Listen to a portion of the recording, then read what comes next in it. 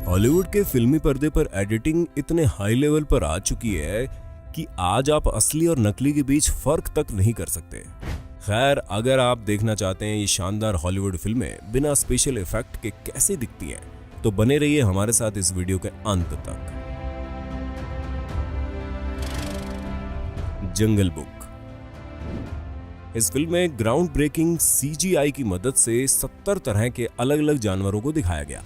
ये सभी जानवर किसी फिल्म में पर्दे पर हूबहू असली दिखाई देते हैं, इसलिए एनिमेटर्स ने फेशियल रिंगिंग का इस्तेमाल किया। इस चरण के दौरान इन्होंने ऐसी मांसपेशियों का पता लगाया जो जानवरों के पास है लेकिन इंसानों के पास नहीं है। इसके बाद एनिमेटर्स ने इंसान और जानवरों की मांसपेशियों के कॉम्बिनेशन से जानवरों के चेहरे को हाव भाव दिए। साथ ही यहाँ उनके लिए जो चीज सबसे महत्वपूर्ण थी वो थी ज्यादातर जानवरों के बाल।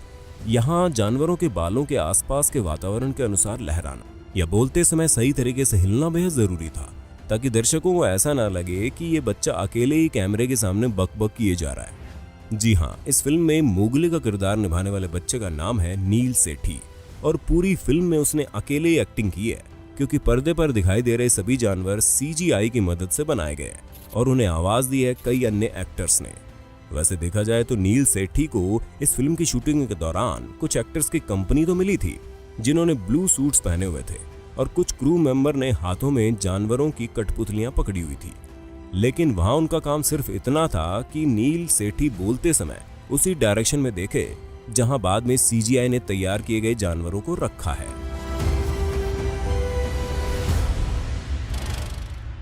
Life of Pi. Life of Pi को बहुत से लोग एक बेहद शानदार विजुअल मास्टरपीस मानते हैं, क्योंकि इस एकेडमी अवार्ड विनिंग फिल्म को बनाना आसान काम नहीं था।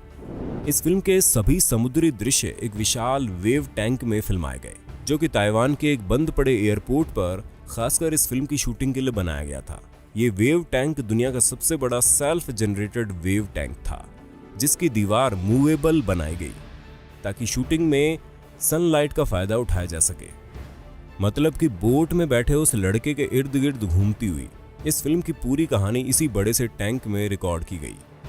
और अगर बात करें उस टाइगर की, तो जान लीजिए ये जनाब तो इस फिल्म की शूटिंग के दौरान दूर दूर तक कहीं नहीं थे। जी हाँ, इस टाइगर को पूरी तरह से सीजीआई की ओर से तैयार किया गया। साथ ही हर दिन की शूटिंग के बाद visual effects team wave tank की सतह को समुद्री सतह की तरह बनाने का काम करती थी।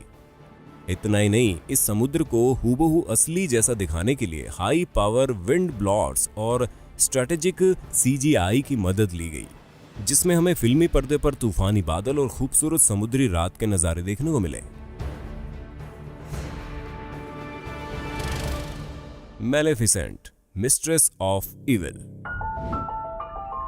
ये 2014 की फिल्म मैलेफिसेंट की सीक्वल है, जिसमें एंजेलिना जोली को मुख्य भूमिका में दिखाया गया। इस फिल्म में एंजेलिना के साथ कई अन्य किरदारों को उड़ते हुए दिखाया जाना था, जिसके लिए उन्होंने 2 अलग अलग तरीकों का इस्तेमाल किया, जिनमें पहला तरीका था एक्टर्स को मजबूत तारों के जरिए हवा में उठाए रखना। बता दें, इसी तकनीक का उपयोग अधिकतर फिल्मों में किया जाता है।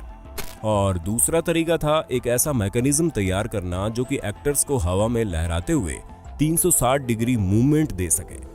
इस मैकेनिज्म के ऊपर एक्टर्स को मूवमेंट देने का काम कर रहे थे ब्लू सूट्स पहने हुए वो लोग जिनको आप अभी अपनी स्क्रीन पर देख सकते हैं, जिन्हें सभी को बाद में सीजीआई बैकड्रॉप्स के साथ बदल दिया गया।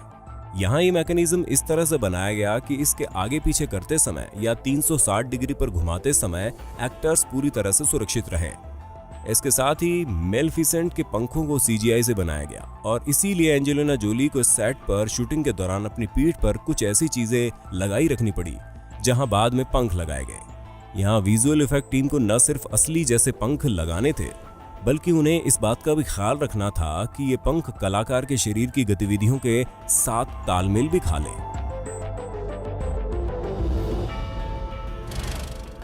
Avengers end game.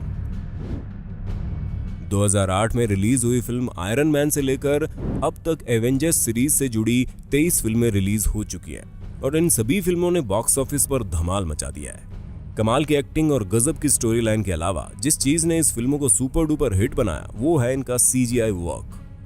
Avengers end game में बहुत से ऐसे सीन हैं जो कि सीजीआई के बिना पॉसिबल ही नहीं थे, जिनमें इस फिल्म की फाइनल बैटल भी शामिल है।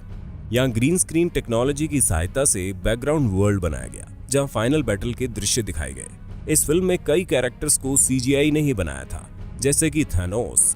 यहाँ 8 फुट लंबे थैनोस के चेहरे पर फेशियल रिक्रिएशन टेक्नोलॉजी की मदद से एक्टर जोश ब्रोलिन के चेहरे के हाव भाव दिखाए गए और इसी तरह से हल्क के चेहरे के एक्सप्रेशन भी दिखाए गए। साथ ही इनकी बॉडी मूवमेंट को कैप्चर करने के लिए इन एक्टर्स को मोशन कैप्चर सूट्स पहनाए गए। Harry Potter. अगर आप हैरी पॉटर सीरीज के फैन हैं तो आपको क्विडिच नामक वो अजीब खेल प्रतियोगिता तो बेशक याद होगी, जिसमें ब्रूमस्टिक्स पर बैठे हैरी पॉटर व अन्य प्रतियोगी हवा में उड़ते हुए गोल करने की कोशिश करते हैं। इस प्रतियोगिता के अलावा भी हैरी पॉटर को कई सीन्स में ब्रूमस्टिक्स पर बैठकर उड़ान भरते हुए दिखाया गया। बता दें, उड़ने वाले ये सभी ब्रूमस्टिक्स असली थी, यानी कि एक्टर्स सचमुच ब्रूमस्टिक्स पर बैठे थे, लेकिन असल में यहाँ ब्रूमस्टिक्स पर बैठे एक्टर्स उड़ने की बजाय एक ही जगह पर ठहरे हुए थे।